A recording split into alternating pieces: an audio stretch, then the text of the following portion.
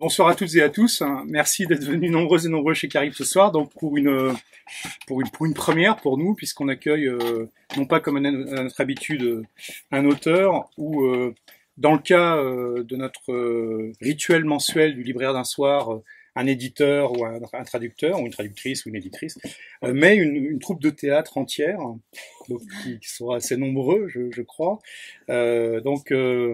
Qui s'appelle Les Antichés, qui est une troupe de théâtre qu'on suit un petit peu.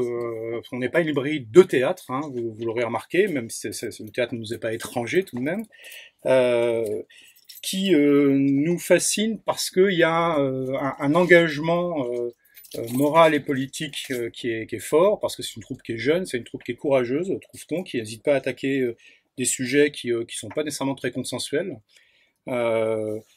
Ça avait été flagrant à l'occasion je crois, de leur première création, en fait, donc sur le texte d'un auteur suédois à propos d'un sujet, enfin, qui parle quand même d'attentat à l'explosif, donc quelque chose qui est tout de suite très riant et qui amuse beaucoup les gens. Donc d'oser s'attaquer à ce genre de sujet, enfin, en soi, c'est assez spectaculaire.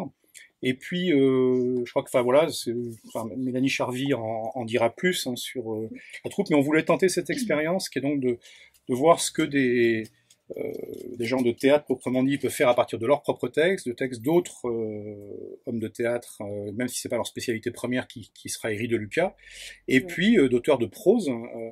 Mais sur une thématique qui tangente assez largement celle de la pièce provisoire, celle aussi des rues de Lucas, et qui est un texte d'Arnaud Bertina, numéro d'écrou, et là je vais, comme toujours, ne jamais réussir à me souvenir. 36, 25, 73.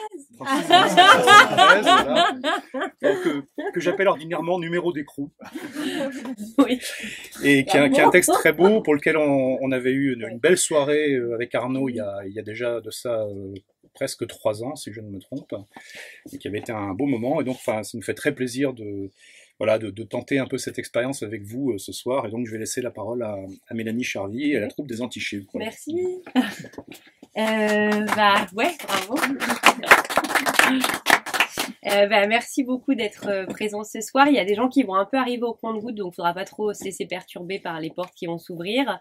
On a donc choisi de vous présenter des extraits, pas non plus... vous lire pendant 3 heures des textes, donc de Héry de Lucas, le dernier voyage de Simba, donc un extrait de la toute dernière scène. Milly vous fera un résumé de la pièce pour que vous ne soyez pas trop perdus, et ensuite on vous lira des gros extraits de notre dernier spectacle, donc qui s'appelle Provisoire, qui est une écriture de plateau. Pour ceux qui connaissent pas l'écriture de plateau, c'est en gros les comédiens ont improvisé à partir d'un sujet, des thématiques, des scènes, et moi après j'ai écrit par derrière, donc c'est vraiment leur langue à eux utilisée directement au plateau, qui est sur la thématique de la demande d'asile et par le prisme des intervenants sociaux. Et donc on a invité un acteur social qui va arriver de France Terre d'Asile, là, qui sortait du travail, donc qui va arriver aussi pour vous présenter son travail, peut-être échanger avec vous si vous avez des questions par rapport à la pièce, etc. Et enfin on lira les extraits que nous on a choisis, que j'ai choisi plutôt sur d'Arnaud Bertina, qui pour moi me touchait et était bien dans la thématique de notre spectacle. Voilà, donc très bonne soirée à vous. Sachez que tous les livres sont en vente aussi, et puis si vous avez des questions, on est là.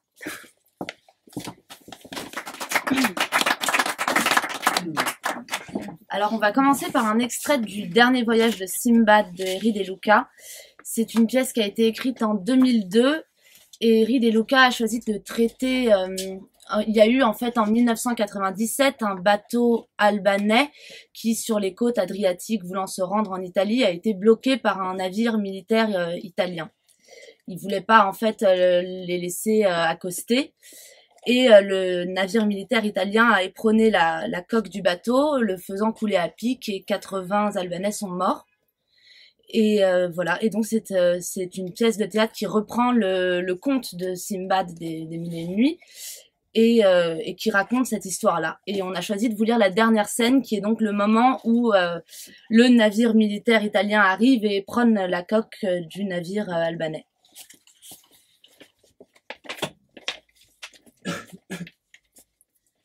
Dans la cale, Simbad vient de descendre, le passager le plus âgé vient au devant de lui. Capitaine, nous avons entendu le chœur et puis nous avons vu l'équipage qui quittait le bateau. Nous croyions que nous étions restés seuls, que vous nous aviez abandonnés. Nous sommes près de la côte. C'est pour ça qu'ils descendent avant. Il est inutile pour eux de courir le risque d'être arrêtés. Il suffit que je sois sur le bateau. S'adressant à tout le monde. Hommes et femmes, écoutez. Le voyage va bientôt se terminer. Nous allons débarquer sur une plage. Le bateau s'échouera. Peut-être s'ouvrira-t-il comme une coquille. Mais n'ayez pas peur. Il se posera sur un faux fond. Nous descendrons à terre et à ce moment-là, je vous quitterai. Voici la carte de la côte, avec les routes et les villages. Il la tient en l'air pour la faire voir, puis la remet aux plus âgés. Vous trouverez des braves gens et des prisons. C'est une question de chance. Si vous êtes né sous une bonne étoile, tout ira bien. Sinon, enfermé quelque part, vous serez plus à votre aise que là-dedans et vous mangerez quand même. Préparez vos bagages. Au bruit du moteur à bas régime du bateau se superpose le bruit d'un autre moteur qui approche. Je ne peux vous donner un port. Vous n'êtes pas attendu. Stoppez les moteurs. Déclinez vos identités. Le capitaine ignorant la nouvelle présence. Alors, en attendant d'arriver sur la plage, mettez-vous près de moi que je vous raconte une histoire. Vous êtes dans des eaux territoriales. Stoppez les moteurs et laissez monter à bord. Que disent-ils, capitaine Simbad? Qu'ils viennent nous saluer. Qui sont-ils? L'Europe.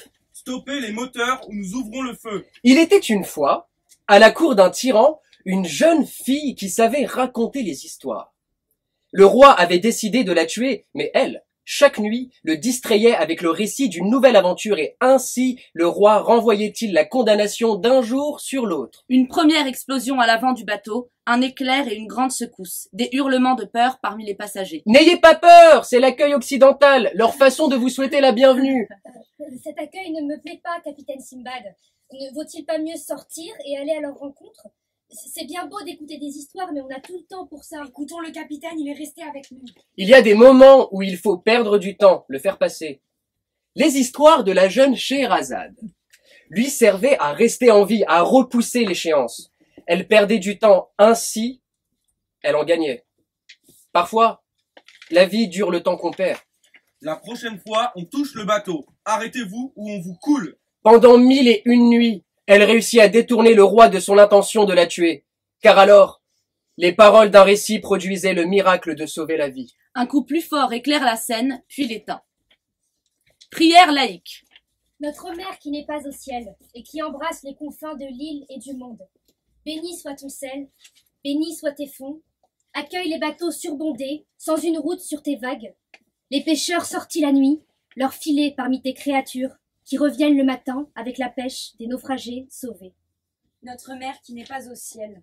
À l'aube, tu as la couleur du blé, au couchant du raisin de la vendange. Nous t'avons semé de noyers plus que tout autre âge de tempête. Notre mère qui n'est pas au ciel. Tu es plus juste que la terre ferme. Quand même tu élèves des vagues murailles, puis les abaisses en tapis. Garde les vies, les visites tombées comme des feuilles dans l'allée. Sois pour elle un automne, une caresse, une étreinte, un baiser au front, une mère, un père avant le départ.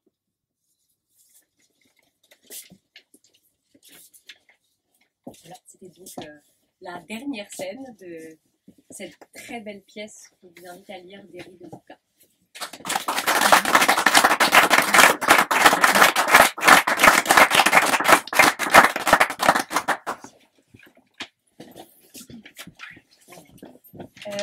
Donc, sauf si je pense qu'on peut. Pardon, je refais tout le tour.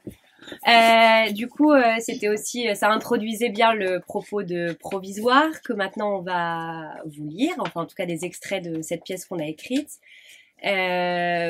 puisque, donc, comme je vous le disais, elle traite de la demande d'asile et part de deux jeunes qui nous viennent tout droit du Maroc et qui vont être confrontés en France à toutes les péripéties et la complexité aujourd'hui du droit d'asile et de la demande d'asile en France. Donc, je vais demander aux comédiens de provisoire de bien vouloir venir ici. Et puis nous, on va aller. Donc Milly vous lira les didascalies pour que vous ne soyez pas trop perdus, parce que c'est une pièce qui est aussi très visuelle. Donc, comme ça, vous aurez un petit peu peut-être une idée de la mise en scène. Voilà, bonne découverte. que vous pouvez expliquer comment elle a été écrite? Ah oui, bien sûr. Maintenant avant, plutôt avant. Ok. En fait, j'ai écrit cette pièce donc à partir des improvisations des comédiens qui, avant donc d'improviser, se sont nourris d'expériences qui leur étaient propres, de parcours de vie de leur famille, par exemple. Je pense à Yasmine ou Mathias qui ont un peu raconté l'histoire de leurs parents d'origine, pour l'un tunisienne et l'autre marocaine. On a aussi regardé beaucoup de films, je pense au Welcome par exemple avec Vincent Lindon. On a lu beaucoup de choses aussi, dans la littérature, dans les journaux, beaucoup qui parlaient surtout à la base d'immigration. Donc on s'est beaucoup interrogé sur la question de l'immigration, pourquoi on en parlait autant, pourquoi il y avait autant de chiffres, pourquoi ça revenait dans la bouche des hommes politiques régulièrement, qu'est-ce qu'on faisait aussi avec tous ces chiffres, comment on manipulait un peu les gens. Et puis on est un ami de mes parents donc, qui est arrivé après, donc travaille à France Terre d'Asile.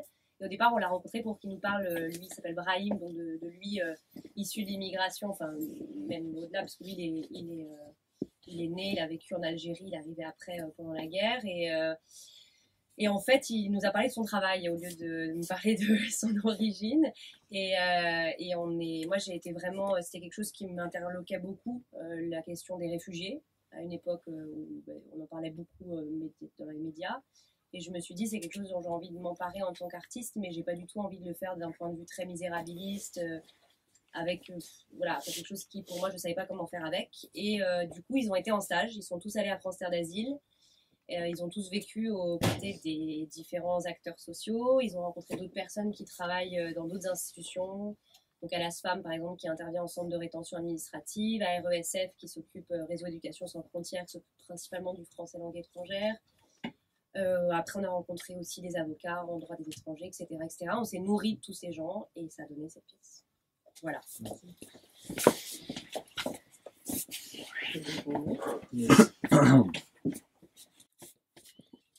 À l'aéroport. Messieurs, dames, bonjour. Contrôle des passeports, s'il vous plaît. Bonjour, contrôle des passeports.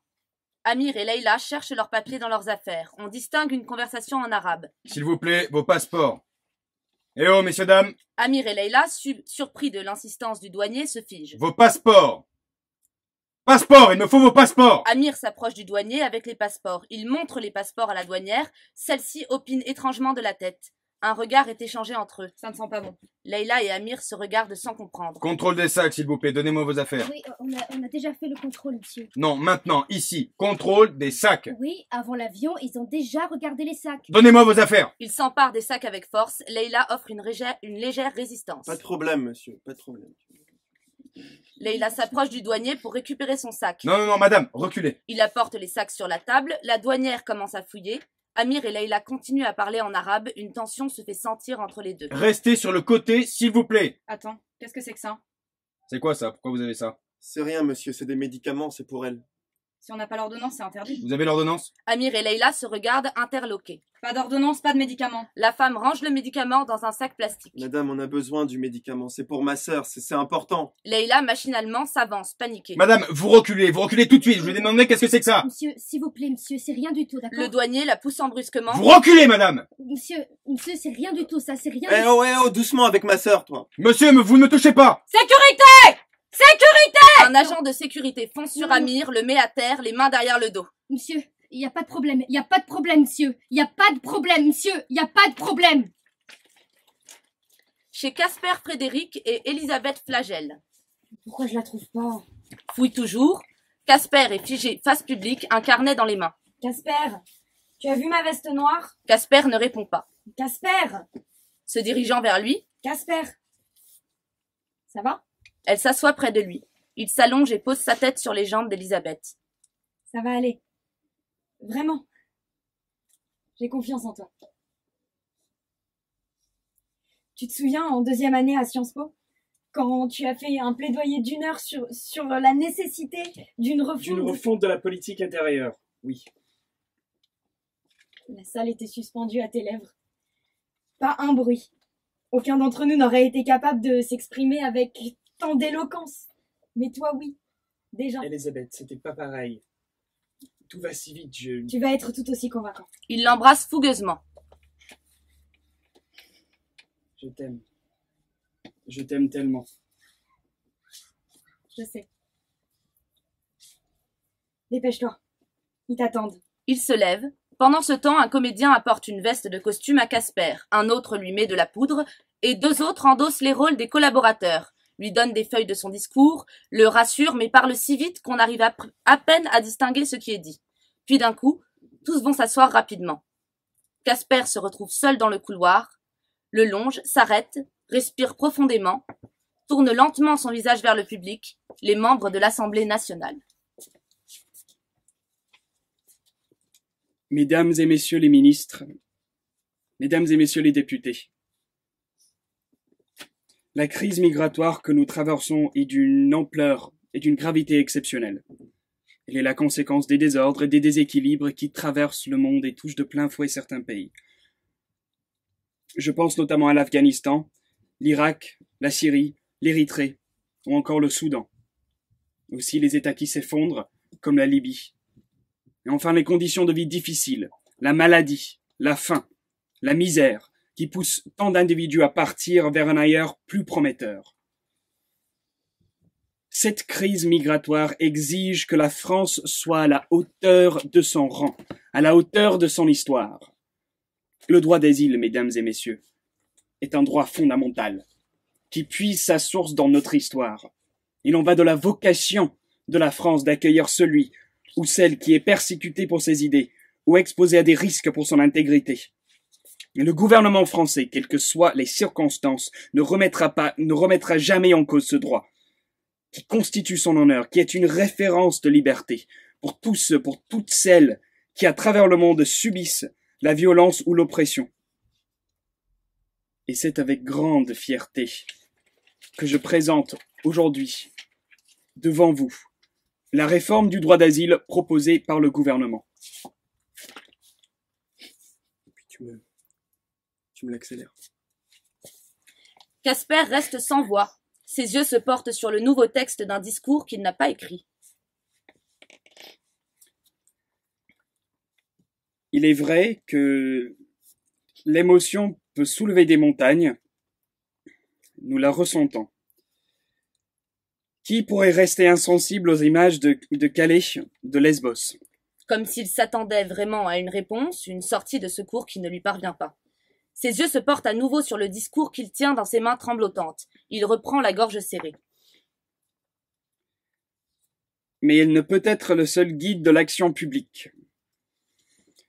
Ce que nous devons à ceux qui fuient la guerre, la torture et les persécutions, ce ne sont pas seulement les bons sentiments. Ils peuvent toujours se retourner au gré des circonstances. Nous devons agir en suivant des principes, humanité et solidarité, mais aussi et surtout sérieux, fermeté, maîtrise. Plus les mots sortent de sa bouche, plus il sent un sentiment nouveau jaillir en lui, beaucoup plus agréable cette fois. Il y a effectivement les réfugiés qui nous viennent de Syrie, d'Irak, d'Érythrée, du Soudan, et qui, eux, ont réellement besoin de protection. Mais il y a aussi ces migrants qui ne relèvent pas du statut de réfugiés. Ils viennent des Balkans, de l'Albanie, du Kosovo, des pays sûrs donc voisins de l'Union. Ils nous viennent aussi d'Afrique de l'Ouest, d'anciennes colonies, du Maghreb. Prenant une voix bien plus solennelle et confiante d'un politicien aguerri. Ces migrants doivent retourner vers leur pays d'origine. La France est une terre d'asile. Mais elle ne peut accueillir toute la misère du monde sans respecter un ordre de priorité. Casper prend conscience du discours qu'il vient de tenir. Il ne ressent plus de peur, bien au contraire. Une puissance l'envahit des pieds à la tête, cela est presque jouissif. La réforme que nous proposons vise à simplifier les démarches des demandeurs d'asile, tout en protégeant la valeur du statut de réfugié. Les contrôles aux frontières sont renforcés. À la préfecture.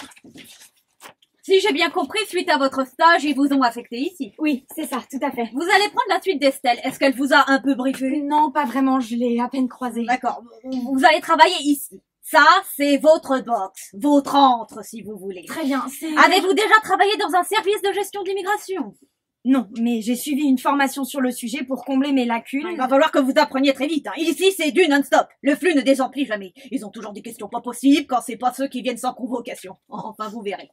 Vous trouverez ici le matériel indispensable, à savoir les tampons et les formulaires. Bien évidemment, tout passe par l'informatique. Je suppose que ce ne sera pas un problème. Non, ça devrait aller. Il suffit de taper le numéro du cas et vous avez tout. Ah! Très important. Il faut toujours prendre des notes concernant le numéro que vous avez en face de vous. Comme ils reviennent souvent Ils vont passer par vos autres collègues. Avec les notes, vos collègues comprennent plus vite de quoi il s'agit. Vous me suivez? Oui, des notes sur quoi? En tout! Ce qui vous a été demandé par l'étranger.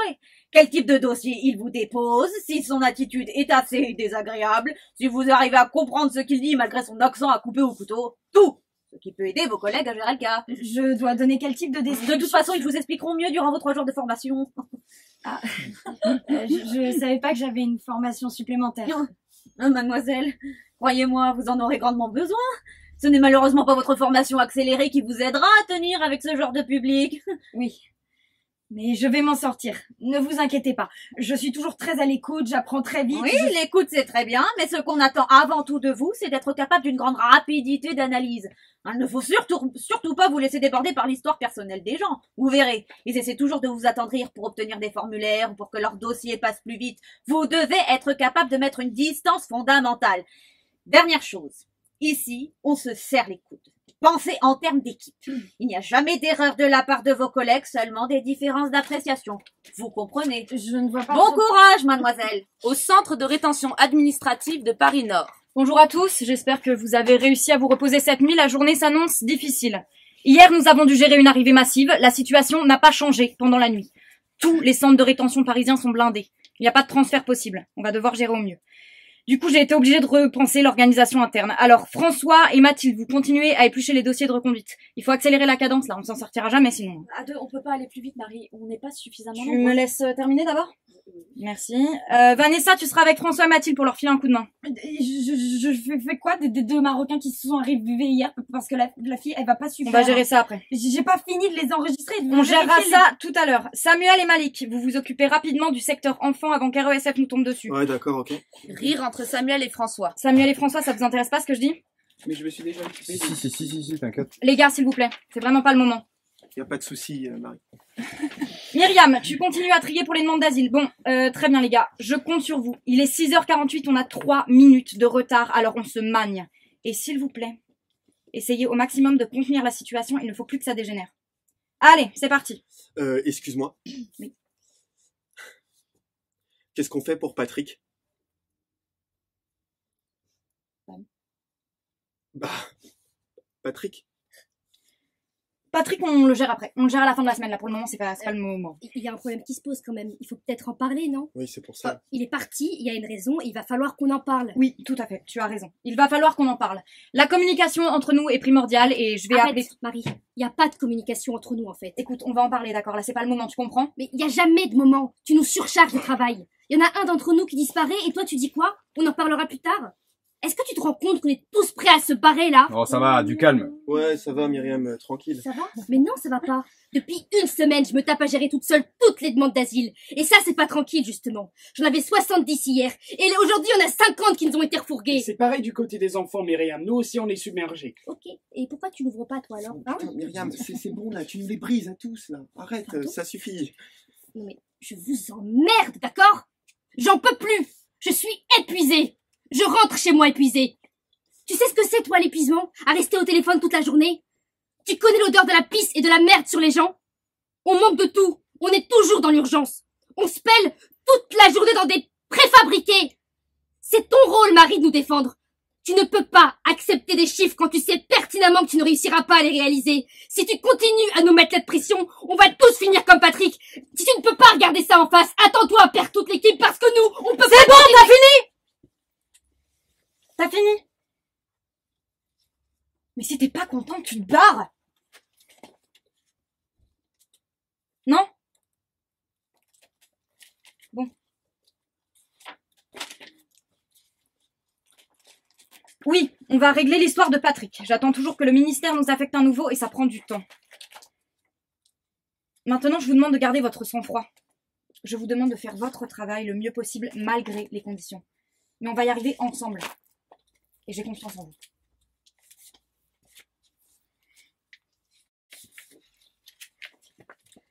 à la plateforme de préaccueil de France Terre d'Asile de Créteil, bureau de Mathias Clément. C'est le centre de rétention qui nous a dit de venir ici. D'accord, laisse-moi parler. Ils ont dit ici, vous pouvez faire les papiers, avoir le logement. Oui, alors, et ils ont aussi dit qu'on pouvait avoir l'adresse et tout. Oui, oui, tout à fait. Et nous, il faut juste nous expliquer, Oui. monsieur, parce que nous... Leïla, arrête, laisse-moi Oui, parler, oui, tu oui. vas lui dire n'importe Alors, quoi. effectivement, je vais pouvoir vous domicilier ici pour que vous Je veux puissiez pas que tu notamment parles recevoir comme ça, votre d'accord? Mais courrier. arrête, à Nous la sommes fin, pas- juste écoute. ce qu'on Non, dit, أمير écoute. ما بغيتكش تكلم معايا بحال هكاك قدام الراجل راك فهمت ولا لا؟ Excusez-moi. Mais je n'ai- سكت فمك Excusez-moi. Eh, خليني نكلم خالد. excusez-moi! Pardon. Là. Est-ce que c'est possible de parler avec moi, s'il vous plaît? Pardon, monsieur, on vous écoute. Alors, oui, donc il va falloir vos papiers pour que je puisse voir ce qui est possible. Il n'y a pas de problème, monsieur, il n'y a aucun problème. Ça va être très rapide. Tenez, j'ai tout mis sur la feuille. ما غادي يعطينا والو ما كاينش مشكل راك حماق ولا لا أمير ما غادي يعطينا والو. Ok, excusez-la, monsieur, hein, elle est fatiguée, là. Oui, oui, oui, On sort du centre de rétention, c'était pas facile. je vois. Sortez-moi, s'il vous C'est plaît. pas moi le problème, monsieur. On veut juste avoir un logement, c'est tout. Leïla. Je vais pas pouvoir vous trouver de logement aujourd'hui, madame, mais je vais vous expliquer ce qu'il faut faire. Monsieur, on n'a pas d'endroit pour dormir. Le centre, il a dit ici, on aura le logement Attendez, avec vous. Voilà les papiers et la feuille pour la demande du statut. C'est que tu faut mots-clés, là. كيفاش؟ Oui, alors, excusez-moi. Excusez-moi. Bah, juste. Par contre, ce serait bien de parler en français. Je parle pas arabe et je comprends pas du tout ce que vous dites. Je disais juste à ma sœur que tout allait bien. Elle est un peu fatiguée du voyage, du centre. Là, ça fait Oui. beaucoup de choses en peu de temps. Là. Oui. Donc, vous venez du Maroc? Oui, tous les deux. C'est ma petite sœur. On vient de l'Arioun. C'est très beau le Maroc. C'est une belle destination, hein. Ouais. Ça dépend, mais oui. Monsieur, s'il vous plaît, on a vraiment besoin d'une chambre. Ma petite sœur, elle est malade, elle va pas tenir dehors. Oui.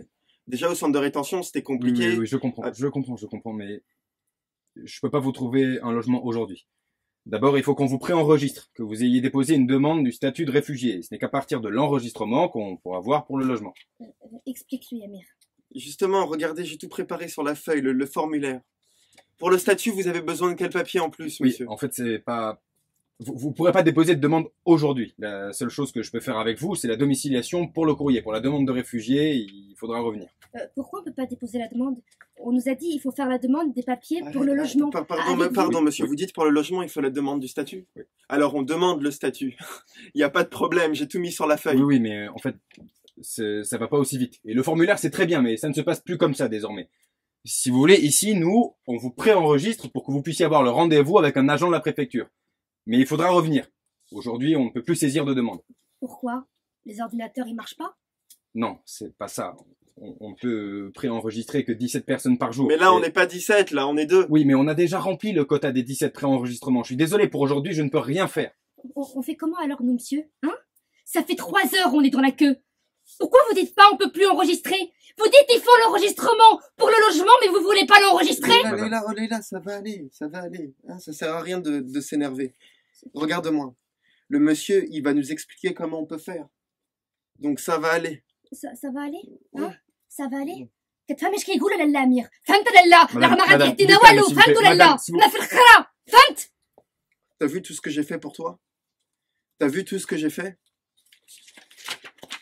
Et toi, tu me frappes? Toi, tu me frappes? Mais j'ai pas... Tu oses me frapper? J'ai pas frappé. Arrête de pleurer, là. Tu me frappes? J'ai tout quitté pour toi. J'ai pas fait exprès. T'entends ce que je te dis? T'entends? J'ai tout quitté pour toi. Oui, je sais. Non, tu sais pas. Je suis parti pour que tu vives, Leïla. Amir, arrête maintenant, d'accord? T'es qui, toi? T'es qui? Comment ça, je suis qui? Je suis ta sœur. Et alors? T'as pas quitté la moitié des choses que moi j'ai quitté pour venir ici. D'accord? Tu veux frapper? Moi j'ai des raisons de frapper, pas toi. Stop maintenant, d'accord? Je t'ai dit, je veux m'occuper de ça, alors maintenant tu me laisses faire, Amir. Si tu relèves la main sur moi, je rentre. T'entends? Je rentre, je récupère le travail et toi tu te démerdes, je te laisse toute seule ici. S'il vous plaît, essayons de rester calme. Mais on le veut bien, le calme.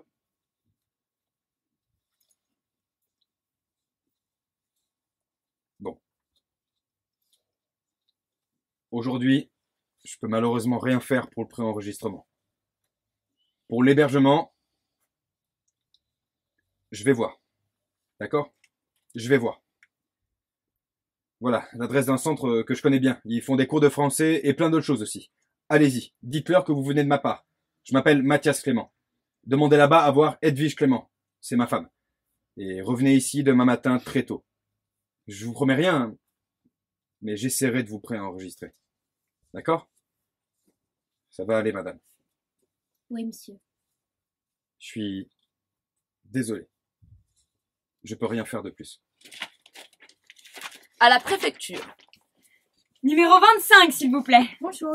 Madame, bonjour, je vous écoute. J'ai reçu une lettre la semaine dernière. Il manque un papier à ma demande de renouvellement de mon titre de séjour salarié. D'accord, je vais regarder ça. Pourriez-vous me donner votre titre de séjour, votre passeport et la lettre reçue, s'il vous plaît? Oui, voilà le passeport et le titre de séjour. Excusez-moi, j'y vais chercher la lettre. Pas de souci, prenez votre temps. Je vais regarder votre dossier en attendant.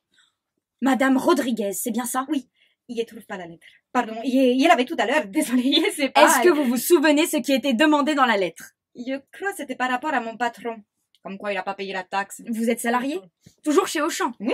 Il faut que votre employeur s'acquitte de la taxe sur les travailleurs étrangers et qu'il vous donne le justificatif de paiement. Avec le justificatif, vous pourrez sans souci renouveler votre titre de séjour. D'accord. Voici le formulaire. Donnez-le à votre employeur pour qu'il le signe. Quand vous aurez le document, vous revenez à la préfecture et on traitera votre demande de renouvellement. Merci beaucoup, madame. Mais de rien, passez une bonne journée. Merci beaucoup. Numéro 26, s'il vous plaît. Madame, bonjour. Votre passeport et votre titre de séjour, s'il vous plaît. Je n'ai pas titre de séjour. Vous n'avez pas de titre de séjour? Je viens pour titre de séjour. Vous avez déjà rempli le formulaire? Non, moi pas formulaire. Quel est le motif de votre séjour? Et travail. Bien, bien, bien. Alors voici le formulaire à remplir. N'oubliez pas de fournir une photocopie de votre passeport, une attestation d'embauche de votre employeur et les 6 photos. Il faudra également fournir une attestation de domicile. C'est quoi domicile? Là où vous habitez. Vous devez donner une facture d'EDF ou de gaz ou de téléphone à votre nom. Moi, pas maison. Vous voulez dire que vous êtes sans abri? Abri? Que vous n'habitez pas dans un endroit précis, un appartement, une maison? Non, je dors pont de Bercy. Ça fait 6 mois. Ah oui, je vois. Ça doit pas être évident tous les jours. Ma pauvre. Vous allez trouver du travail, ça va s'arranger. Sans titre de séjour, je peux pas avoir maison. Avec le travail, vous l'obtiendrez sans souci. Si moi pas titre de séjour, pas travail, pas maison. Oui. Dans votre cas, il faut que vous alliez dans une agence de domiciliation. Il y en a une au 16 rue de Bercy. J'ai fait quoi? Excuse-moi, Elisabeth. Pas de souci, Georges. Un instant, madame, s'il vous plaît. Ouais. Et il faut vraiment que t'accélères un rendez-vous parce qu'on doit fermer plus tôt aujourd'hui. Bon, pourquoi? Je sais rien, c'est les ordres. Du coup, t'expliques rapidement. Le moindre paiement manquant, tu perds pas de temps, tu leur dis de revenir quand ils auront un dossier complet. Mais d'accord? je peux pas trop leur Et si dire ça passe facilement, tu leur dis de revenir quand ils seront un peu plus renseignés. Parce que bon, hein, on n'est pas l'assistance sociale ici non plus, hein. Je comprends, mais tu penses pas que c'est un peu... Ah, désolé, bon, j'y retourne. Ah non, il fallait que je te dise un truc. Tu le prends pas mal, hein, je veux dire, c'est pour toi que je le dis, mais il part de toi, en haut. Je crois que tu prends trop de temps. Enfin, c'est ce qu'ils disent, eux, en tout cas. Hein. De temps pour quoi? Enfin, je veux dire, fais attention. Parce que tu sais, les bruits de couloir, ça va vite, hein. Enfin, moi, je te dis ça, c'est pour toi, c'est parce que je t'aime bien. Je vois pas trop... Ah, et je voulais te demander, comme on finit plus tôt aujourd'hui, ça te dirait d'aller boire un petit verre après?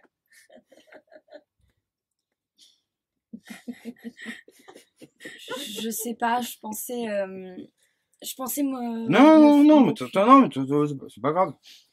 Non, t'en fais pas. Tu verras à la fin s'ils t'ont pas fatigué. Courage. À tout à l'heure. Elisabeth reste figée, interdite. Madame. Je fais quoi? Madame. Oui. Vous faites quoi? Vous dire agence pour les logements? Oui. Vous allez là-bas, rue de Bercy, et vous demandez qu'il vous enregistre. Ensuite, vous demandez à votre employeur de signer le formulaire et de vous donner l'attestation. D'accord, attestation.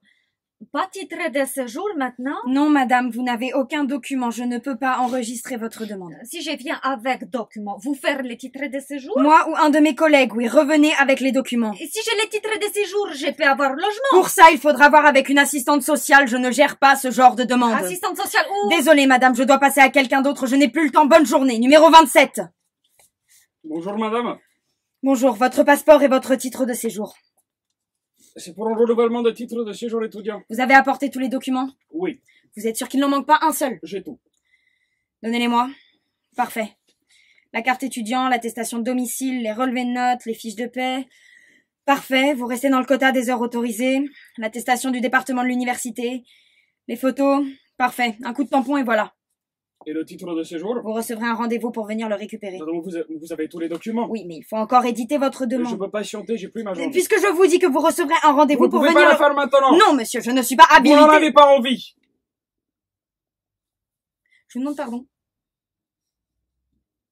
Même quand tout est en ordre, vous trouvez toujours le moyen de compliquer les choses. Non, enfin, monsieur, puisque je vous dis que Ça va. Vous fatiguez pas. Il sort, le corps d'Elisabeth se tend. Au centre de cours de français langue étrangère, FLE, classe d'Edwige Clément. J'ai pas confiance. Arrête à la fin, juste Tu avais arrête. dit, tu verras, ça va aller. Fais un effort, s'il te plaît. Il essaie de la prendre dans ses bras. Leïla, regarde-moi. Je suis là. On va s'en sortir. Je te jure, on va s'en sortir. Là, je suis fatiguée, Amir. Je sais, et moi alors. Il la prend dans ses bras. Bonjour. Bonjour. Madame Clément, Oui, bonjour. Bonjour. nous sommes Amir et Leïla.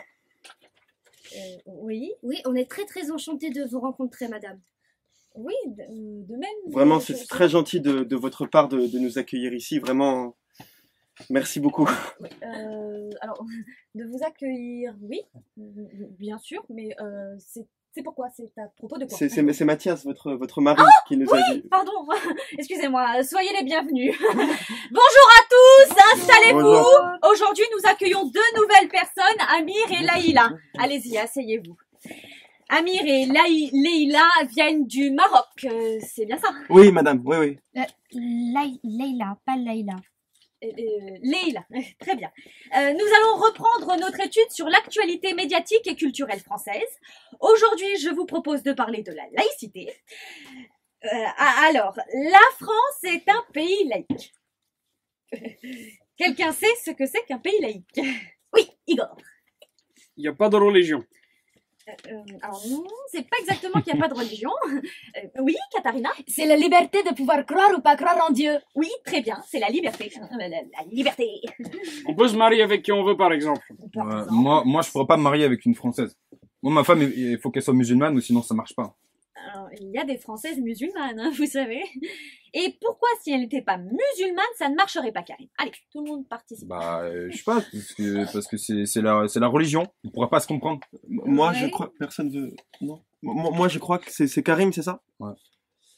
Bah, moi, je crois que je pourrais me marier avec une Française. Ah. Je veux dire une femme qui est pas musulmane. D'ailleurs, a dit que je ça, oui.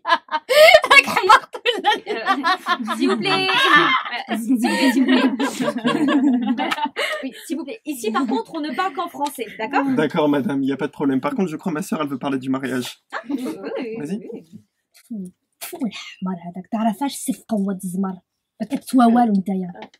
Mademoiselle.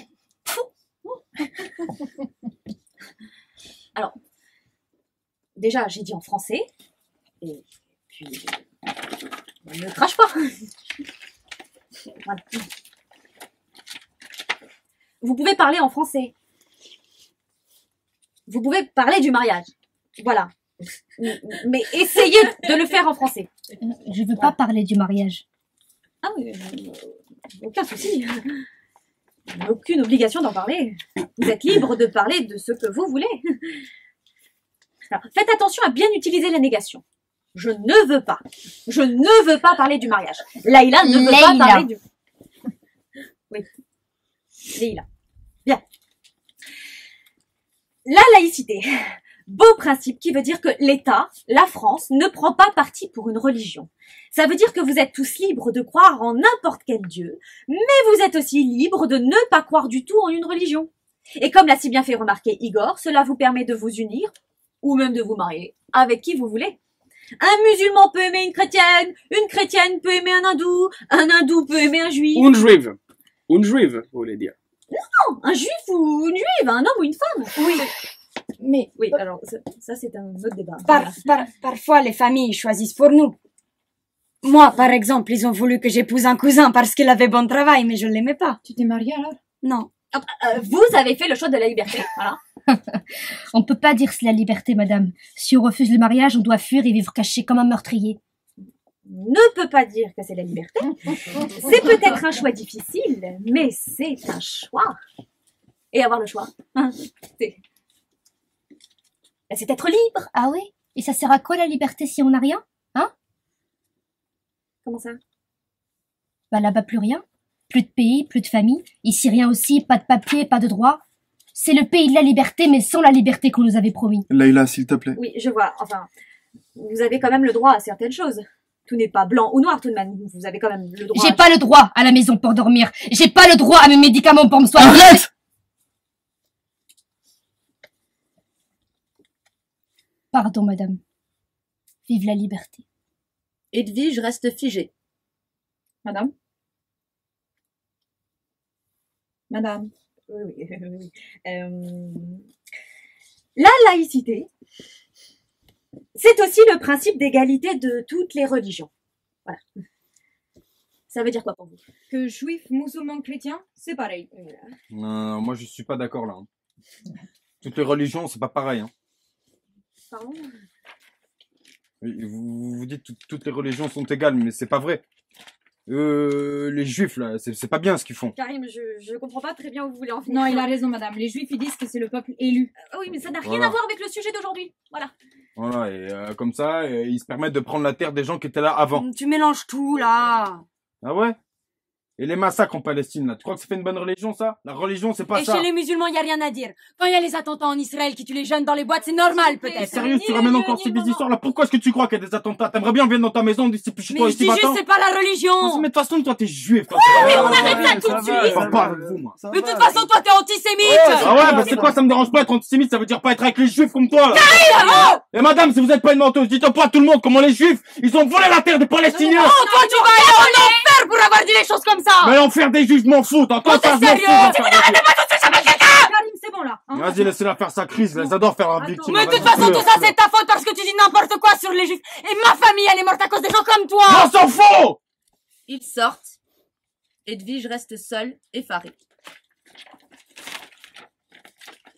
Voilà.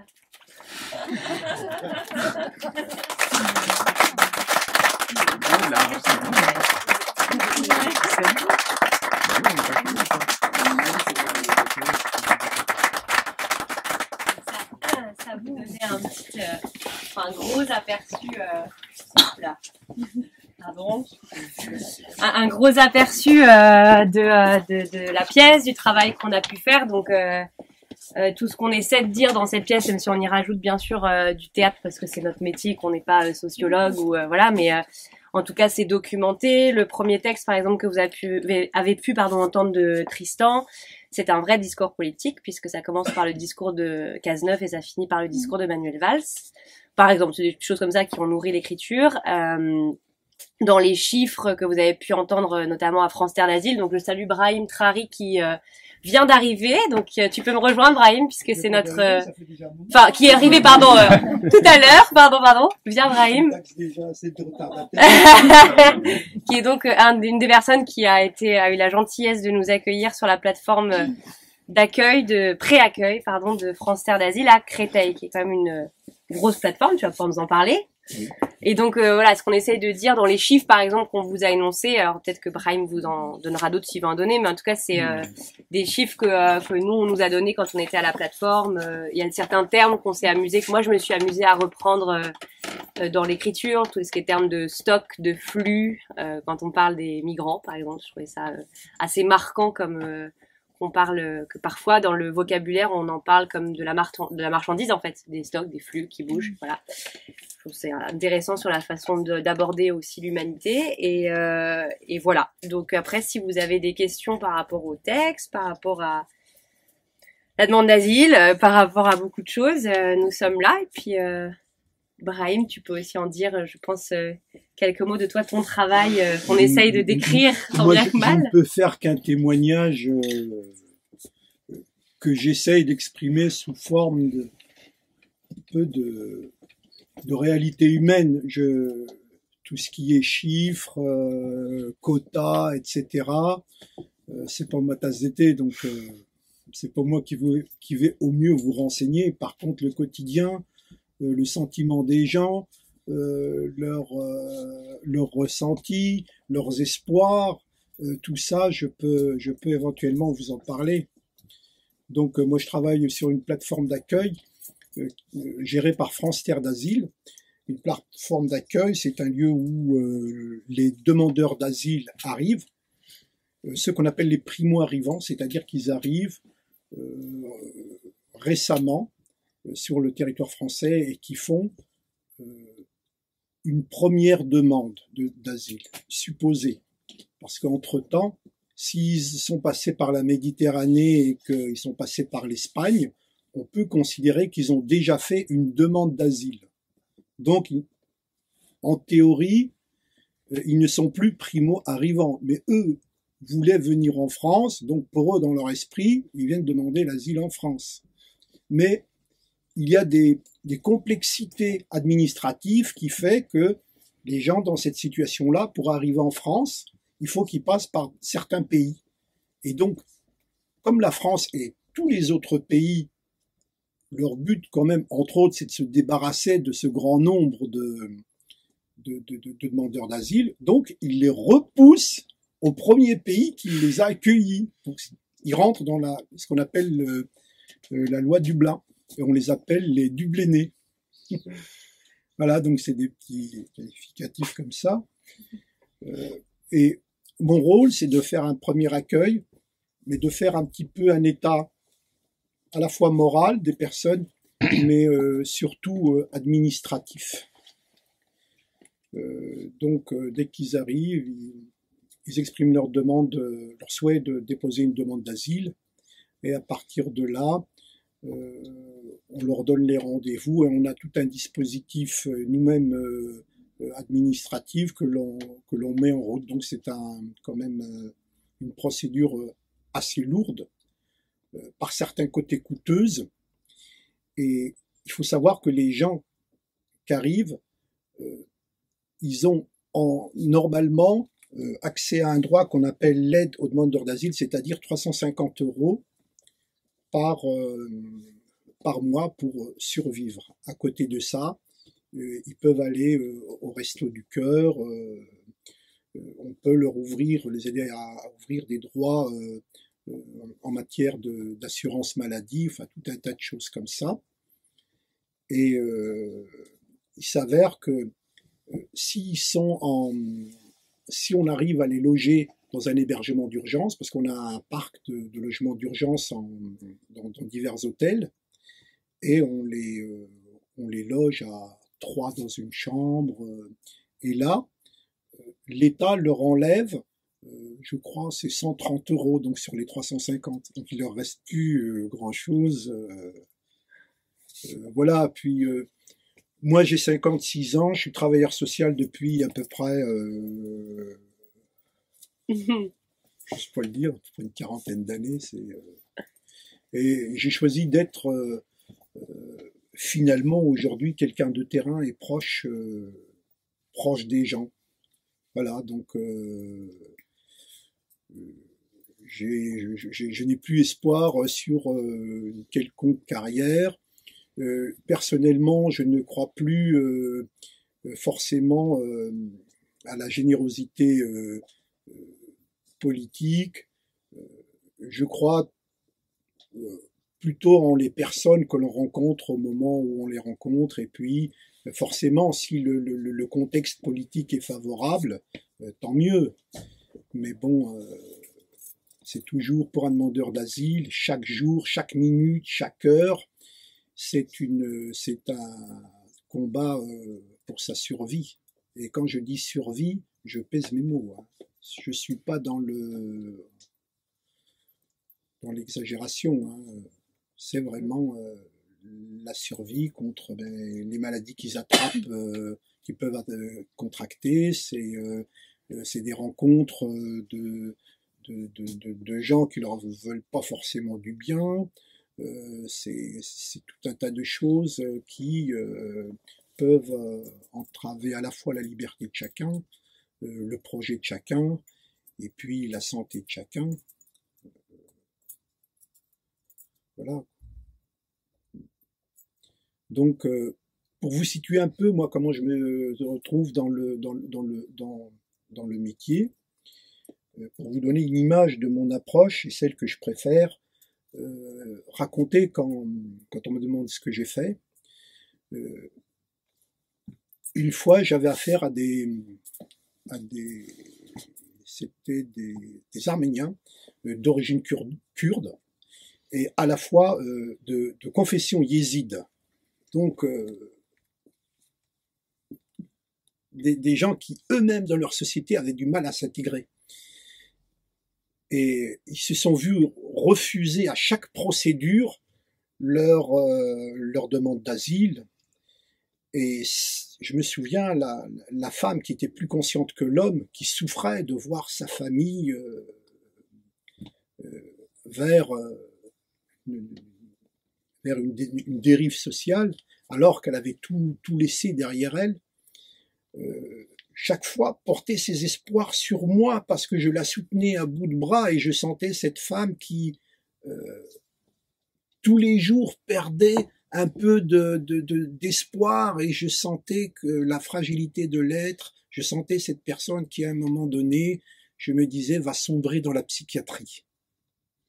Donc, elle venait me voir, alors, elle me disait, où est-ce que t'en es? Je disais, bah écoute, il y a du nouveau, tu restes là, je vais à la préfecture, je parle de ton sujet. J'allais à la préfecture, il n'était pas question de son sujet. Je revenais, alors elle me disait, alors, est-ce que tu as vu quelqu'un de la préfecture? J'ai dit oui, j'ai vu monsieur Untel, j'étais à Bourges, donc c'était une préfecture assez petite, on me connaissait. Ben écoute, je pense que quand je vais revenir là dans 2 mois de vacances, je t'apporterai un peu de nouveau, j'aurai du nouveau. Et petit à petit, comme ça, je portais la personne, j'ai évité d'emmener cette personne vers des consultations psy, peut-être qu'il aurait fallu, jusqu'au bout, c'est-à-dire qu'à un moment, on ne sait pas trop pourquoi, au bout de 3 ans d'attente et d'espérance, on a vu cette famille se statuer, c'est-à-dire qu'ils leur ont délivré un titre de séjour, et à partir de là, elle m'a dit, dis donc, qu'est-ce que t'as fait? Et j'ai dit, j'ai rien fait, je t'ai menti, du début à la fin. Elle m'a dit, t'as bien fait. Voilà un peu je dirais, l'âme du travail social que je fais. Il y a autant d'approches du travail social, de sensibilité aux gens, qu'il y a de travailleurs sociaux. Voilà. Si vous avez des questions à poser. Ah, peut-être que vous avez des questions. Voilà, et c'est pour ça que je suis d'ailleurs un peu sensible à la pièce de théâtre, parce qu'elle oui. elle restitue à la fois tout le côté pathétique, mais aussi l'espoir des gens, et puis d'une manière assez réaliste quand même.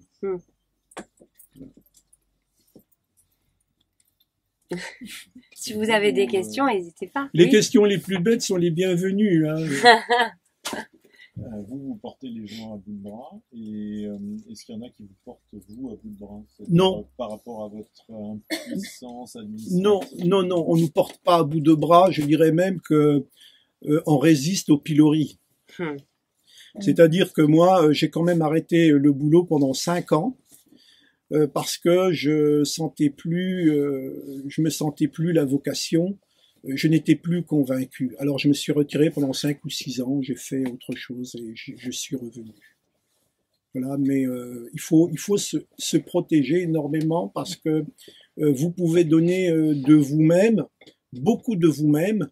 Le problème, c'est que vous n'aurez pas forcément les retours escomptés, ni même la considération. Vous pouvez vous attacher à des personnes, leur donner beaucoup, ils recevront beaucoup de votre part, mais un jour ils vont disparaître, vous ne saurez pas pourquoi, ils viendront plus vous voir. Et puis l'administration, pareil, ne vous aidant plus, vous disant bah, tel programme est terminé, bon, tu as déposé ton dossier, mais enfin, on n'y peut rien. Et puis il y a aussi le fait que vous êtes dans une entreprise et que l'entreprise ne vous fait pas forcément de cadeaux, et que vous pouvez être licencié du jour au lendemain comme dans une usine de boîte à fromage. Hein. Voilà. On est dans des associations qui gèrent actuellement l'humain comme elles gèrent des pots de conserve. Hein. C'est-à-dire que l'association, elle est sur un marché public. L'État sollicite des prestataires. Nous, notre association et d'autres associations vont se positionner. L'État prendra la proposition la moins chère au rapport qualité-prix. Hein. Donc faut pas. Je pense qu'on n'est plus dans. On n'est pas dans les bons sentiments. On est à la fois dans l'argent et la politique. Hein. Voilà. Ce qui était intéressant dans le travail, nous aussi, quand on a rencontré donc les acteurs de France Terre d'Asile, par exemple, à l'époque où, alors, je sais pas si c'est un peu changé, mais à l'époque où on était venu à Créteil, tu commençais à y bosser d'ailleurs, Christelle qui dirige la plateforme, on arrive, elle était c'était un jour où c'était fermé. C'était un mercredi après-midi et le mercredi après-midi ils ferment pour pouvoir gérer un peu, revoir un peu les dossiers, je suppose, et pas être tout le temps dans une espèce de flux. Et il y avait des demandeurs d'asile qui venaient, donc elle devait leur expliquer que c'était fermé, s'énerver un peu parce qu'ils comprenaient pas. Puis après, elle me reçoit et elle parle à toute vitesse parce qu'elle était en plein de choses. Et puis elle me raconte que là, à Paris, on a beaucoup de travail en ce moment parce que j'en ai un qui est parti, qui a fait un abandon de poste et il est pas remplacé parce qu'on a 2 DRH pour 250 salariés. Et puis là, j'en ai un qui est pas là parce qu'il en a arrêt maladie, il a des problèmes de dos. Enfin, voilà, pour vous donner un peu l'ambiance des conditions de travail. Il y avait ça du côté France Terre d'Asile, mais du côté d'autres assos, par exemple la SFAM, qui bosse en centre de rétention. On a longuement parlé avec une juriste qui me disait, mais en fait, on tient, nous, à la SFAM, eux, ils tiennent 1 an et demi. En gros, je crois que la personne qui était là depuis le plus longtemps, ça faisait 5 ans qu'elle était là, elle était au bord, clairement au bord du burn-out, je pense. Et en fait, ils tiennent pas, mais parce que déjà, ce qu'ils ont en face d'eux, c'est-à-dire ce que les gens leur renvoient est tellement énorme et faut quand même être bien accroché psychologiquement. Et puis parce que même si il y a quelque chose d'hyper excitant parce que tous les jours c'est différent, tous les jours c'est des cas nouveaux, surtout en centre de rétention, c'est tout le temps, ça change tout le temps. Mais il y a quelque chose d'un espèce de comment dire, de fatigue émotionnelle qui est de cette personne-là en tout cas, et aussi d'un moment où elle me disait mais en fait on aide, enfin on donne nos compétences de juriste par exemple, mais les mecs on peut les retrouver 5 ans dans le même centre de rétention, ça n'aura rien changé. Donc il y a aussi un espèce de constatation en tout cas que comme tu disais que tant que politiquement en tout cas il n'y aura pas eu des aides, des changements, ça ne pourra pas évoluer quoi. Ouais, bien sûr. Une espèce de machine, d'un flux qui revient quoi. Et le public demandeur d'asile est quand même un public très sensible politiquement. Contrairement à des interventions auprès d'un public de droit commun, là vraiment faut prendre les choses avec des pincettes et être très vigilant et faire attention. Quand les jeunes me demandent s'ils peuvent faire ce métier, je leur dis vous pouvez le faire, mais faites-le avec l'esprit d'une approche professionnelle. Moi, je me souviens, il y a un fait qui m'avait marqué. J'avais suivi un couple de Russes, de gens très sympas. D'ailleurs, le type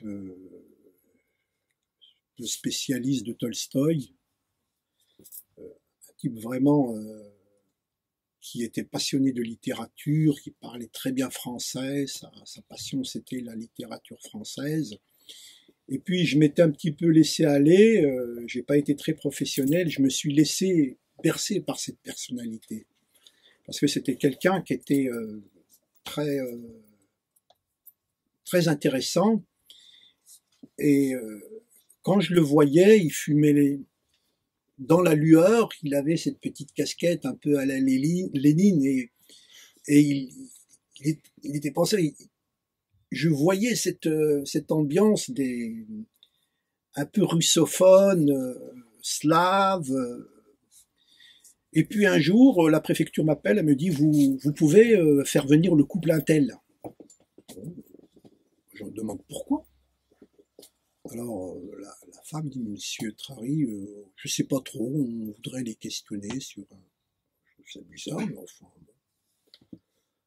Je demande à mon directeur, je prends les précautions quand même, on me demande, elle me dit, vas-y, si te demande de les accompagner. Bon, mais je rappelle, je dis, mais vous pouvez me dire les raisons? Il me dit, Monsieur Trary, vous venez, on discutera après. J'emmène les couples. Et ils ont été arrêtés sur place et installés dans une cellule spéciale pour réfugiés, enfin pour personnes expulsées. À 6 heures du matin, ils ont été sortis de cette cellule et emmenés directement à Roissy, puis à 8 heures du matin, l'avion décollait vers Moscou. Voilà. Donc je me suis retrouvé dans un scénario de Kafka, là, sans savoir ce qui m'arrivait, ce qui arrivait aux gens. Alors j'ai essayé de comprendre, etc. Il n'y avait rien à comprendre. J'ai demandé des explications, j'ai demandé à mon directeur de savoir ce qui se passait. Il m'a dit, écoute, va chercher les infos tout seul, moi ça me dépasse. Et à partir de là, j'avais eu quand même le sentiment de contribuer à charger les wagons, non pas vers Buchenwald, mais vers Moscou, quoi. C'était un procédé qui m'avait personnellement beaucoup choqué. Ça l'est, de toute façon, c'est même considérablement choquant, parce que c'est pas le fait de ne pas avoir d'explication derrière, c'est le fait d'avoir été manipulé. Vous avez été manipulé. À ce jour, je m'en suis pas remis. Oui. Pour vous en faire la confidence, je me suis jamais remis de ce fait-là, quoi. Mais justement, si on, alors je comprends très bien que vous soyez très affecté par ça, mais si on s'éloigne de votre cas personnel, oui. Les rapports donc entre la police et France Terre d'Asile, par exemple, oui. À ce moment-là deviennent vraiment très très compliqués, quoi, normalement. C'est-à-dire que tout d'un coup, on vous fait jouer un rôle de rabatteur qui est évidemment aux antipodes de ce que... Je pense que vous avez raison. Et je dirais que l'État, par le biais de la police, ne s'occupe plus des associations, du prestataire, ne s'occupe de rien. Je vous dis, c'est kafkaïen. Ils agissent selon les ordres venant de haut. Ils ont peut-être un quota de gens expulsés, il faut qu'ils l'atteignent. Derrière ça, il y a peut-être qu'un homme politique qui veut, ou un agent à haut administratif qui veut atteindre ses objectifs. Hein. Des fois, ce n'est que ça. Hein. On est très surpris. Et là, en disant ça, je ne fais pas du tout le malin, hein, en disant ça. Mais est-ce que, par exemple, dans votre service, il n'y a pas eu tout d'un coup la tentation de se mettre en grève pour refuser d'être instrumentalisé comme ça? Non, c'est pire que ça, parce que j'ai été instrumentalisé, moi, personnellement. Donc, je suis resté frustré parce que j'ai l'impression que les collègues n'ont pas pris conscience de ça. Et quand je dis que c'est kafkaïen, c'est vraiment le mot. dans votre truc, vous êtes tout seul, vous en parlez, les gens se demandent de quoi, ils disent, mais de quoi tu parles? Bon. Voilà. Bon, maintenant, je suis humble devant la situation des gens, des femmes qui sont en exil. Donc,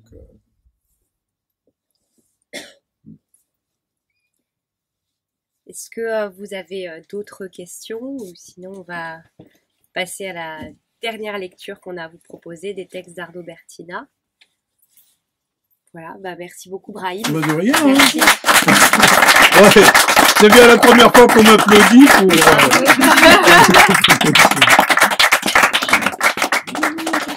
pour... Donc je vais demander juste à Arnaud, je pense que ce sera plus simple de faire un, parce qu'on a choisi, j'ai choisi donc 3 extraits qui sont un peu en plein milieu, qui n'ont pas grand chose à, enfin si, ils ont à voir les uns avec les autres, forcément parce que c'est la même pièce, le même texte, pardon, parce que ce n'est pas une pièce justement.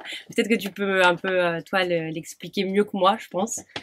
Voilà. Bah, je peux essayer en tout cas. En fait, une entrée possible dans le livre, pour décrire le livre, c'est d'abord de parler du travail de la photographe. En fait, Anissa Michalon, qui vivait à Montreuil, qui a vécu longtemps à Montreuil et qui a voulu documenter beaucoup la vie des Maliens de Montreuil, et notamment des foyers de travailleurs, des foyers d'hommes à Montreuil. Et en fait, au fil du temps, des mois, qui sont devenus des années, évidemment, elle a lié amitié avec certains de ces hommes-là. Et elle a eu le désir de renseigner toute la vie de ces hommes-là. Donc elle est partie, en fait, dans les villages d'où venaient ces hommes. Et donc elle s'est retrouvée en l'espace de 7 ou 8 ans avec une documentation colossale, parce que non seulement il y avait cette enquête photographique à Montreuil, mais il y avait aussi cette enquête photographique au Mali. Et en plus de ça, à chaque fois qu'elle rentrait dans une famille et qu'elle photographiait des personnes, elle faisait des entretiens presque à la manière d'un sociologue, et donc elle avait une masse de documentation colossale. Elle savait plus par quel bout prendre tout ce travail-là. Et donc, un jour, moi, je lui ai suggéré d'extraire juste la vie d'Idriss, qui malheureusement était facile à extraire de cet ensemble-là, parce que Idriss s'était suicidé en prison. Et donc, c'était une vie qui était achevée, quoi. Elle avait une quarantaine d'images qui concernaient la vie d'Idriss en région parisienne, et elle avait aussi, en fait, une fois qu'Idriss s'était suicidé, elle avait raccompagné le corps au Mali. Et donc, elle s'était retrouvée investie de cette mission invraisemblable d'expliquer à la famille pourquoi Idriss revenait mort. Et donc, à ce moment-là, elle a fait ensuite 3 séjours dans cette famille, qui est dans un village à 200 km au nord de Bamako. Et elle les a beaucoup photographiées aussi, etc. Donc, elle avait toutes ces images-là. Et moi, pendant un temps, je ne savais pas comment me positionner par rapport à ces photos, et puis ensuite, j'ai eu l'envie à la fois de raconter la vie d'Idriss, mais pas de m'en tenir au fil biographique. J'ai voulu, en fait, parce que si on raconte la vie de quelqu'un qui s'est suicidé, en plus il était en prison, non pas parce qu'il était sans papier, mais parce qu'il était accusé d'avoir violé une ancienne compagne, il y avait un vrai piège pour la lecture de ce livre-là, c'était de dire, voilà, c'est le parcours de quelqu'un qui a dérapé, qui s'est perdu, qui a déconné, etc. Alors que pour moi, en fait, dans toute cette histoire-là, y compris dans son terme tragique, en fait, c'était juste symptomatique, emblématique des violences qui s'exercent sur n'importe quel type de sans-papier, en fait. Et donc, je voulais à tout prix que cette histoire ne puisse pas être lue comme un destin singulier, mais comme une histoire collective. Et donc, l'histoire d'Idriss, ce qui est arrivé à Idriss, les anecdotes que Anissa pouvait me raconter, je les ai réparties sur 3 personnages. Parce que 2 ou 3 personnages, c'est déjà le début d'un collectif, quoi. C'est plus une histoire singulière. Et donc pour Anissa, c'était un moment du travail qui a été un peu désarçonnant, parce qu'elle, qui était très attachée à la rigueur presque scientifique de son travail, voir tout d'un coup que telle anecdote, je l'attribuais en fait à un Algérien vivant en France depuis 30 ans, enfin que ça, tout ça, ça lui était presque désagréable, je crois. Et donc ensuite, dans le livre, on a tout fait pour que cette histoire-là, comment dire, il y a on a inventé une maquette un peu particulière, c'est-à-dire qu'il y a d'abord le roman, ensuite il y a le cahier d'images. Un lecteur attentif se rend compte que les images ne correspondent pas à ce qui vient d'être lu dans le roman, et ensuite, dans un troisième temps, il y a le cahier des légendes, et les légendes donnent la vraie vie d'Idriss. Et donc là, il y a la confirmation que le roman a pris des libertés, et donc ça amène à revenir sur les libertés prises par le roman et à comprendre quelle peut être leur portée, leur raison d'être, etc. Et que dire d'autre, peut-être cette précision, c'est que moi, ça fait partie de plusieurs livres que j'ai essayé de consacrer un peu à la question des sans-papiers, de l'immigration, et c'est avant la crise syrienne qui, quand même, par sa violence, par sa folie, a rebattu les cartes complètement de la question des sans-papiers, etc. Et que, donc, par exemple, ce que vient de décrire Brahim, à la fois ça appartient à cette histoire-là, et puis en même temps, c'est aussi encore déjà une autre histoire, puisque le livre, donc, je l'écrivais entre 2010 et 2012. Voilà, c'est plus spécifiquement, en fait, l'histoire de l'immigration de l'Afrique subsaharienne liée à la France par son passé colonial. Et c'est l'histoire aussi de tous ces hommes, moins souvent des femmes, mais de tous ces hommes qui sont coincés entre deux cultures, c'est-à-dire entre une extrême fidélité à la famille, au patriarche, etc., et la réalité de ce qu'ils vivent en France, en fait, la réalité de leurs conditions de vie. Et ces conditions de vie, grosso modo, c'est d'être les derniers parmi les derniers, alors que pour leur famille, rester au pays, souvent, au contraire, ce sont ceux qui font vivre une trentaine de personnes, et donc narcissiquement il y a quelque chose de très fort, presque qui supplante presque l'autorité du père, alors qu'en France ce sont des moins que rien, qui se cachent en permanence, etc. Et donc ça peut que créer une espèce de truc impossible à gérer dans la tête, et que c'est autour de ça que je voulais écrire. Je pense que c'est ce qu'on a. Enfin, moi, c'est ce qui est ressorti, c'est ce que j'ai choisi en tout cas dans les 3 extraits. Vas-y. C'est comme le souvenir du soir où nous nous sommes rassemblés, au foyer, après avoir trouvé Suleiman mort. Il fallait le veiller, évidemment. Mais surtout, chacun savait que son cousin profiterait du moment pour désigner celui d'entre nous qui aurait le droit de lui acheter la carte de séjour de Suleiman. Elle sera vendue en priorité à celui qui ressemble le plus à sa photo d'identité. Plus la ressemblance sera grande, plus elle coûtera cher. Là, curieusement, alors que j'en ai autant besoin que les autres, qu'elle me soulagerait d'un poids, alors que grâce à elle je pourrais prendre le métro, la carte de séjour ne donne pas l'argent du ticket, mais en cas de contrôle on n'est pas expulsé. Le couloir du métro n'amène plus à Bamako. J'ai baissé la tête, et plus souvent tripoté mes chaussures que supplié du regard le cousin de Suleiman, qui faisait des allers-retours entre la photo du mort et chacun de nos visages. J'avais besoin de cette carte, mais le plus urgent pour moi était de refaire mes lacets. Je suis le plus ressemblant, je le sais. Je ne vais pas y échapper. Dans les jours qui ont suivi, la boîte à chaussures faisait le tour d'autres foyers. Nous avons veillé Suleiman en son absence, confié aux pompiers. L'argent sera rassemblé, bien évidemment, mais aucun de nous n'accompagnera le corps. La question a été posée, la caisse prenant en charge le billet d'un accompagnateur. Mais parmi ceux qui ont une carte de séjour, pas un ne peut s'absenter de son travail cette fois, et les autres n'ont pas de papier. Je ne connaissais pas Suleiman si bien. Il m'avait critiqué un soir, et ayant deviné chez moi, c'est lui qui parle maintenant, l'envie de faire le toubab noir. Il m'avait dit « Ça se voit, petit, t'es déchiré. Ce n'est pas bien. Ce n'est pas pour que tu deviennes un toubabou biné que ta famille a rassemblé l'argent des passeurs. Ce n'est pas pour être oublié. Et puis quoi? Cela fait 3 semaines qu'on te voit plus à l'heure de la prière. Qu'est-ce que ça veut dire? Tu es fou? Tu veux que je téléphone à ton père? » Ces veillées m'ont fait du mal.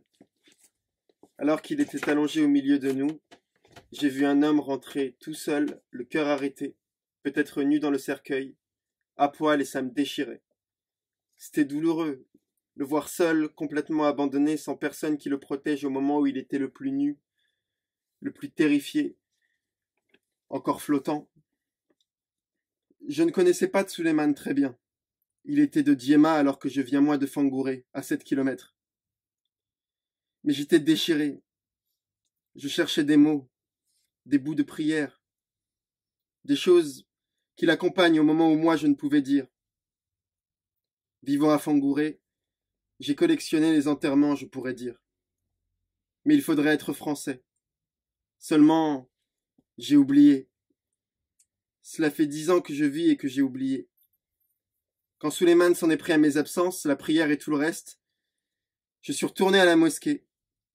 Mais ce qu'il faut dire aux morts, ce qu'il faut dire exactement, c'est bien trop loin. Est-ce que la prière vaut quand même si elle n'est pas précise? Faut-il les mots exacts, uniquement cela pour que ça marche? J'ai 29 ans et je ne sais pas ce qu'il faut faire. Ce qu'il faut dire pour accompagner le mort, à qui s'adresser, je veux dire. À quel Dieu? Où trouver les forces? J'ai oublié. Porte de Montreuil. Le reste à pied. Quel type étrange, le gérant du taxiphone. On se tient devant lui et au bout de 2 ou 3 minutes seulement, il s'adresse à nous avec cette phrase. Toujours la même, neutre et fatigué. Pas la peine de hurler, hein. La 2, ou la 5, ou la 3. Pendant longtemps, je me suis demandé ce qu'il voulait dire. Sans m'en rendre compte, je parlerais trop fort. Puis, un soir, j'attendais mon tour et un Congolais s'est avancé. Il a demandé une cabine, sans hurler, et l'autre lui a demandé de ne pas hurler. Faisait-il référence aux conversations elles-mêmes? Les appels pouvaient atteindre des sommets, forçant les autres clients à hausser le ton aussi. Mais c'est un peu nous, ça, alors change de commerce si on te tape sur le système. Et quand même, tu pourrais comprendre, on appelle à des milliers de kilomètres dans des villages perdus pour lesquels il nous fallait marcher des heures ou supporter les galères du taxi-brousse, les pannes du bus. On force la voix naturellement pour espérer être entendu à des milliers de kilomètres par-dessus toute la France et par-dessus la mer, et l'Algérie ensuite, le Sahara et le Hoggar. Inutile de hurler. J'attends devant la 3e cabine en l'imaginant passer par toutes les émotions, ce gérant, d'abord surpris, puis amusé peut-être, puis sérieux comme un prof. Pas si loin, Bamako. Mais ses ordres et ses explications n'ont eu aucun effet, et il a versé dans l'agacement avant de finir désabusé, répétant son truc comme un vieil ahuri que plus personne n'entendrait plus, si quelqu'un l'a entendu un jour. Inutile de hurler. Les cabines sont étroites, et il faut enfoncer la porte pour les ouvrir. De sorte qu'il faut ensuite se hisser sur la pointe des pieds et rentrer son ventre pour refermer la porte faussement vitrée avec une sorte de papier tue-mouche, orange et gras. Mais ensuite, tu peux plus bouger, alors quelques-uns laissent la porte ouverte et téléphonent en ayant 1 ou 2 pieds dans le petit couloir. Cela me gênerait, moi. J'essaie d'être le plus discret possible. Au début, j'étais comme eux. Je m'en foutais. J'appelle mon frère. Allô? Allô? On s'entend mal. Je raccroche et recompose le numéro de la carte, puis celui de mon frère. J'attends.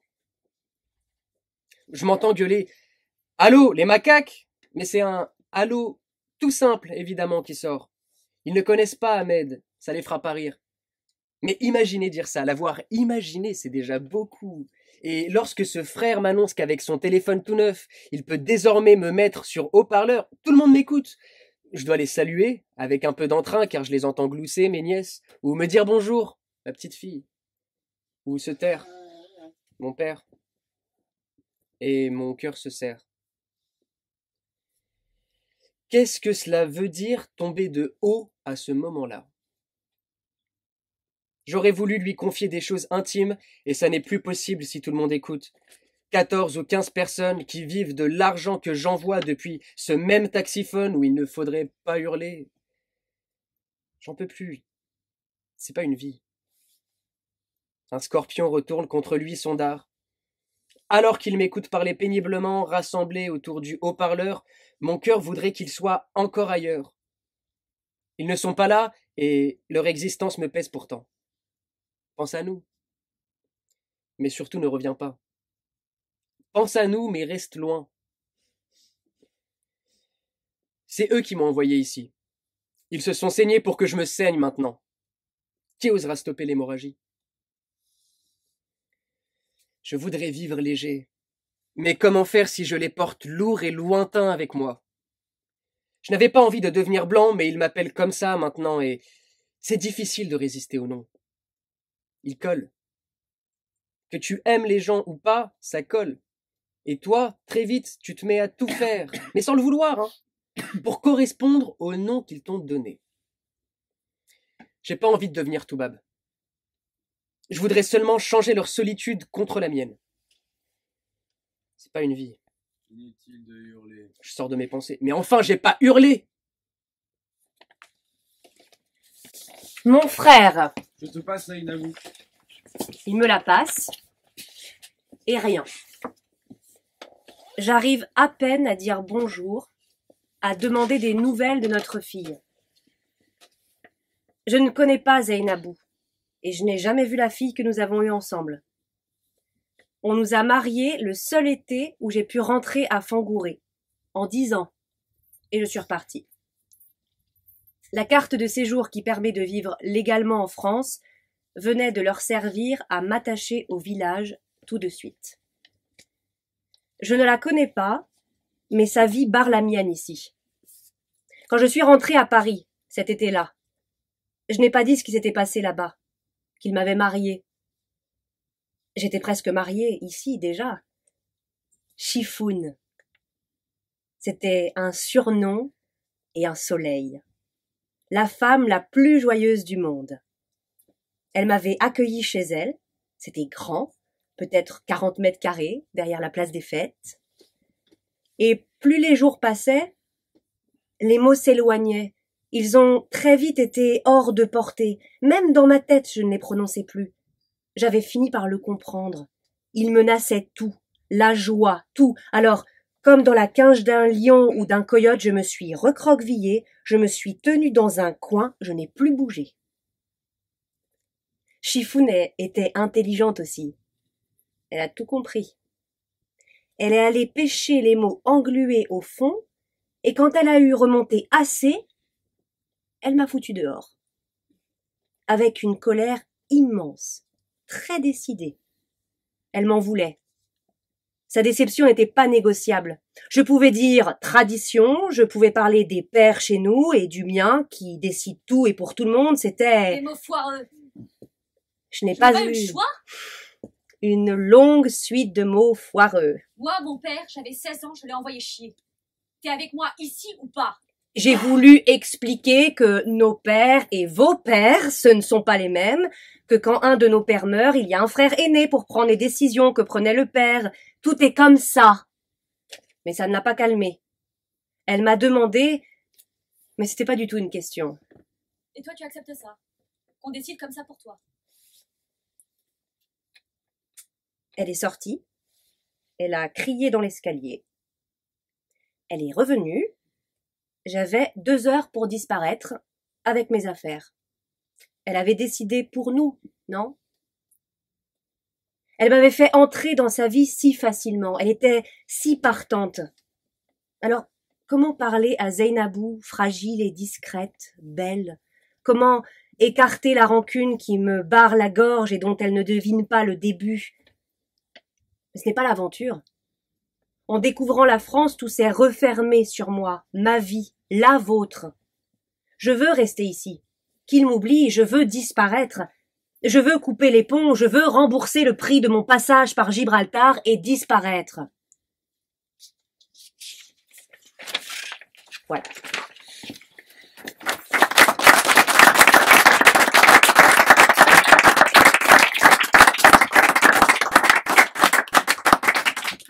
Mais je vous juste quelques mots encore. Donc déjà, donc vous voulez vraiment vous remercier d'être là, venu un peu au fur et à mesure.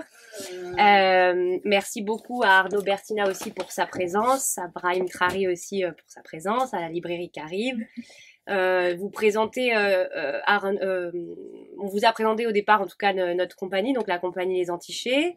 On va voir si en tout cas on arrive à régulièrement refaire des soirées de lecture, de textes, de théâtre et de prose.